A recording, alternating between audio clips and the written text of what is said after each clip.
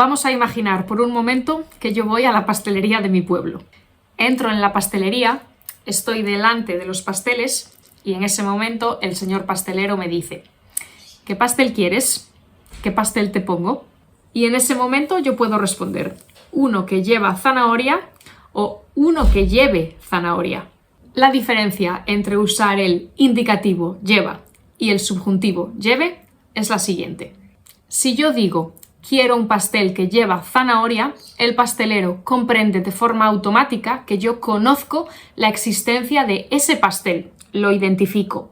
Quizás ya he comprado una vez ese pastel concreto en esa pastelería, quizás una amiga me ha dicho que hay un pastel de zanahoria en esa pastelería que está muy bueno y por lo tanto yo conozco su existencia y por eso utilizo el indicativo. Una frase que podemos utilizar para expresar casi lo mismo sería: ¿todavía tienes el pastel de zanahoria? ¿Te queda el pastel de zanahoria? Y así el pastelero sabe que yo hablo de un pastel particular, lo que es lo mismo que decir un pastel que lleva zanahoria. En cambio, cuando yo digo un pastel que lleve zanahoria, el pastelero entiende que yo no hablo de un pastel particular, que yo no hablo de un pastel específico que yo ya he identificado. De hecho, es bastante probable que yo ni siquiera sepa si el señor tiene un pastel de zanahoria allí en su pastelería. Es bastante probable que yo ni siquiera sepa si el señor verdaderamente tiene un pastel de zanahoria o no. Es cierto que yo quiero comprar ese tipo de pastel, sí, pero estoy probando suerte en esa pastelería, a ver si por casualidad lo tienen. Quizás lo tiene, quizás no. Un pastel que lleve zanahoria. Entonces, cuando usamos el indicativo, sabemos, afirmamos, declaramos que existe un pastel así. Si podemos afirmar, podemos identificar. Cuando usamos el subjuntivo, no afirmo, no declaro esas características del pastel. Utilizo el subjuntivo para quitarle importancia a esas características, lo oscurezco.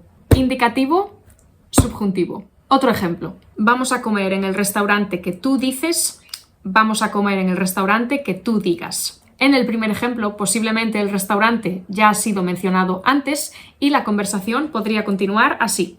Vamos a comer en el restaurante que tú dices. Perfecto, nos vemos allí a las 11. Pero en el segundo ejemplo, con el subjuntivo, la frase podría continuar así. Vamos a comer en el restaurante que tú digas. Decide ya, porque son las 2:30 y van a cerrar la cocina. Con el indicativo identificamos, con el subjuntivo no identificamos. Declaramos, no declaramos. Antes de entrar en la última parte del vídeo, recordad que si queréis tener un mejor dominio de la gramática en español o eliminar inseguridades, podéis hacer los cursos que tengo en mi web y que muchos estudiantes ya han completado.